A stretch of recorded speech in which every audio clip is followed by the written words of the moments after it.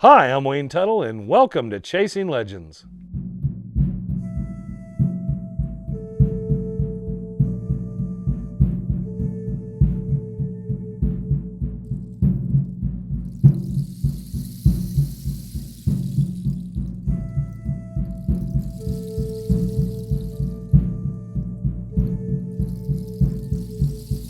All right, welcome back to Chasing Legends. I'm Wayne Tuttle, your host once again. I know. Go check out our website at www.legendthesuperstitionmountains.com. Subscribe to our channel here. Hit the notification bell. Leave a comment. We check our comments. We like them. We reply to them when there's actual valid questions. Not that anything you would have to say is not valid. Always check us out. Mondays we have Chasing Legends like today. Fridays we always have archival stuff and live legends, which we've been doing a lot of recently. Remember also, Dutch Hunter Rendezvous, November 3rd, 4th, and 5th. Now that we're all with that stuff kind of put out of the way and you can go buy a t-shirt, coffee cup, whatever. You notice today I'm wearing my fancy Dawn shirt. We were out here at the Dawn's base camp, and this story actually is another story that has to do with the Dawn's camp. When I was told the story, it became something I wrote down some notes and then thought it went nowhere and thought nothing of it and kind of put it aside. And then I thought about it for a while and put it aside again. Thought it didn't really fit with our October theme stuff, and it didn't really seem to be interesting to give a story to anybody. And then I had an epiphany about something, and I will explain that later. First, it's an individual who grows up at Apache Junction, and this is probably in the late 80s, early 90s. For a number of years, he came out here to the Dawn's camp. He would come out, park down in the Lost Gold Mine parking lot area, down the hill, and him and his girlfriend would come up to the camp and sit over in the amphitheater at the top of the amphitheater. They'd bring a blanket, some wine coolers, and he said it was kind of a place the two of us could go off, kind of be alone, just hang out. It's very quiet, stars would be out, and back then we definitely had a dark sky out here. The stars would just pop like amazing. So I kind of got it. They come out, and he said, we'd come out if there was no one around, we'd just walk through and kind of go sit at the amphitheater. He said, we never had a fire, we never went in the lower camp. His girlfriend was very skittish about that. She said it was way too dark. And so he said, we didn't even really bring flashlights. We'd come out. Sometimes there was a bit of moonlight. Sometimes there wasn't, but we would sit over there. And this is pre-days before cell phones and stuff. So they would sit and, according to him, they just talked. But, young people coming out, just enjoying time out here. And I kind of got it. Thought, well, that had to be kind of neat. Quick drive, come out here, spend time with his girlfriend. So they did it for a number of years, probably 4 or 5 years while they were dating. And this was kind of their spot they would come out to occasionally when the weather was really nice. So he said they'd been coming out here for a while, and then one night they look up and they're at the top of the amphitheater, because he said they always sat up on that top ledge. They kind of park down the hill, walk up and do that. He said we never went down the bottom of the amphitheater or anything else. We kind of sat up on that top level.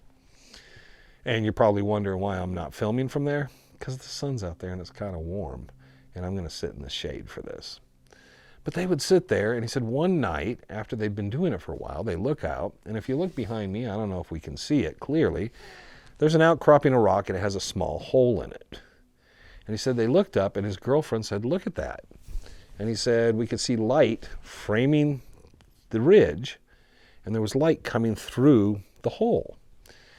And he said, we sat there and figured it was the moon rising or setting back in there, and we hadn't really noticed it before. And he said it was the coolest looking thing. And we kind of watched it for a long time and talked. And then he said, we just, kind of carried on. And he said, then later we looked over and it was no longer there. The moon had set or whatever had happened.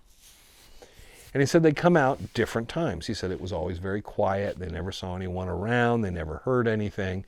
And he said it wasn't every time. They would come out and then they would look up and then be like, oh, look, the hole in the rock has the light in it. He talked about it. And most of you were saying, yeah, the moon shone through a rock. I talked to Greg Davis about it. Said, is there any mythology, any tall tale? Did the Dons ever use that for anything? Anything made up? Greg's like, no, he couldn't come. He said, I'm sure there's somebody out there believes that hole in the rock is something to cite to something or something. Somebody believes it. But there's nothing official, and there's no real story with it. So I kind of dug through the Dawn's files. I dug through some other stuff and couldn't find anything. We just call it the hole in the rock. And I know the Don's Camp was actually just kind of northeast of here in the Linsby Ranch before. But I was like, yeah, it's a prominent spot. Everybody notices it. People always point to it. I know a number of people that have climbed up to it. And I've seen people climb up to it in the evenings or stuff, and they had a flashlight, and they look like little ants with matchsticks or little torches up there. It doesn't light or illuminate very well. You just kind of see little specks of light because it's actually quite a distance. And so I kind of thought, wow, that's kind of a neat story, but how does that fit with October? And when I was going through the October stories, because I'm always looking through to say, is there anything strange, unusual, something we can plug in here? And then I suddenly had my epiphany. Now, we all know the moon rises in the east, sets in the west, just kind of like the sun, because it's the rotation of the Earth. We're in the northern hemisphere. And we know how the moon trajectory runs. It basically runs in the night sky across and arcs across us from the south. The problem with this is that hole in the rock is to the north.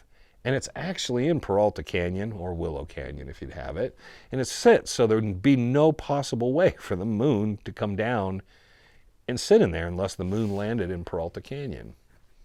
Now, I've never heard of anybody talking about the light. So many of us have camped here. I mean, you got to think, with the treks and everyone, hundreds of thousands of people have been through this camp. And he's the only person that talked about it. And I believe him because he said, matter-of-factly, he said it lit up the ridge behind it like someone had illuminated. He said, I thought it was the moon. Now, I don't have the guy's contact anymore. I tried to message back to see if there was anything else and kind of tell him my thought. I was a little hesitant because I didn't want to make him feel like I was calling him a liar, because I wasn't. I just wanted to explain to him it's impossible that the moon would have lit that. Whatever was happening up on that ridge was different than that. And I don't think in that time period there was a number of different things. He said they never photographed it. This is pre-cell phone days. And if he would have taken a camera and tried to take a picture, it would have been just fuzzy and indistinct and stuff. But it is interesting because we have that area back there, and we're also sitting just below, to my right, where the Hopper light showed up on top of the ridge, which was a big glowing light, similar to that, but it was sitting on top of the ridge. So you have to wonder if that possibly is connected to something else. It couldn't have been moonlight. I really seem to doubt anybody would have had something with that much light to illuminate behind that whole ridge. And then it just happened to kind of happen on occasion when they were out here. It wasn't purposeful like every time, but just once in a while, maybe every third, fourth, fifth time, it just seems to happen. And like I said, they assumed it's the moon, so they watched it for a while, talked about it, and then later, oh, it's gone. So who knows what that light was, the mysterious light. I put these out here because I always wonder if someone else had ever seen that out here. This is private property, so you really shouldn't be sneaking around out here. But at the same time, I understand people do come out here to get away from everybody and everything. We're out here. It's a beautiful day, nice little breeze. It's so quiet you can hear your breathing. I mean, it is really sweet out today. And we're just a few weeks from the rendezvous. We're checking the camp out. So there you go. Kind of an odd story this week. Nothing really spooky to it or associated. But, and if I turn here slightly, if you look up directly behind me is the boulder where the guy said he saw those lights kind of down in the camp here. He was south of here by the big Ramada, and he saw the lights up in this area that went up and went around the boulder up that way. So we wanted to also get a perspective and film today maybe and stop, just kind of look from the perspective where he said he was camped and kind of get an idea of it. I don't know if maybe during the rendezvous we do something like that to see how much light you got to see. But he saw the bobbing lights all through here, and then they went up behind around the rocks. So he thought it was people, but nothing. And we have no story associated with that. So this year at the rendezvous, maybe we kind of investigate, look at kind of some of those things, go out and check EMF.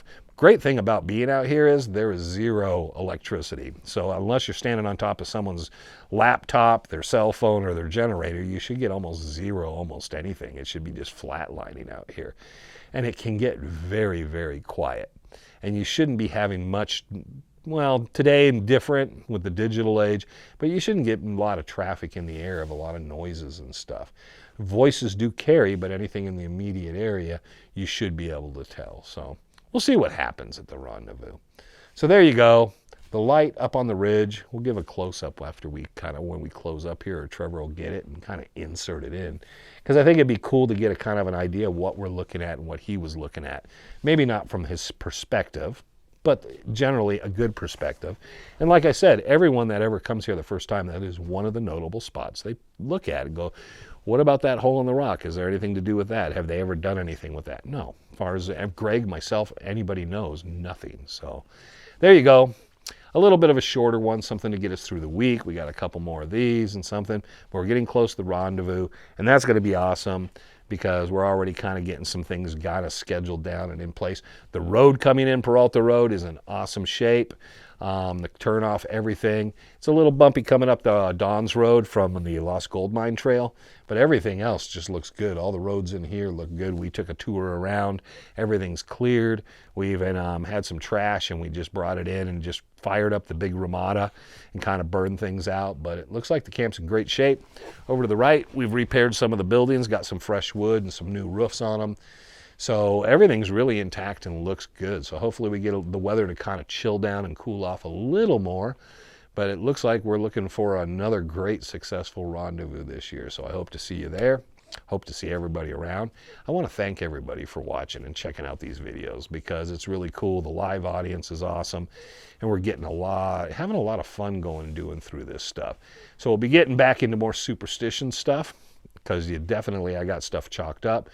And as people have been asking more and more, do some interviews with some people. So I want to do some, but I want to find some people that are not in the common knowledge, the common area, to do the interviews with, some old Dutch hunters and stuff, and talk about some of the stuff they've found or the stories they have in the mountains. I think that would be good to share, rather than just the normal run-of-the-mill guys that like to pop out there and say stuff, because those guys have spent a lot of time in the mountains, and they have a lot better stories and a lot different perspective than most of the guys that I don't know, what do you call them, quasi-Dutch hunters?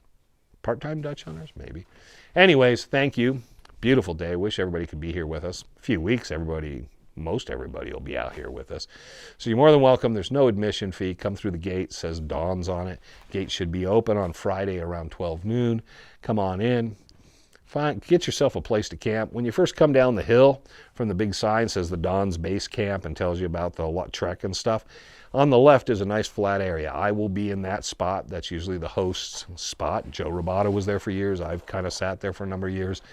We'll be there, so there's no check-in, but if you want to stop by, say hello, or set up your camp somewhere. The lower camp area has plenty of open space. Nobody will bother you.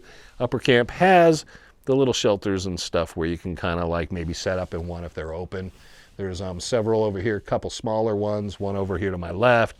Like I said, there's 3, and then the kitchen area over here has plenty of space.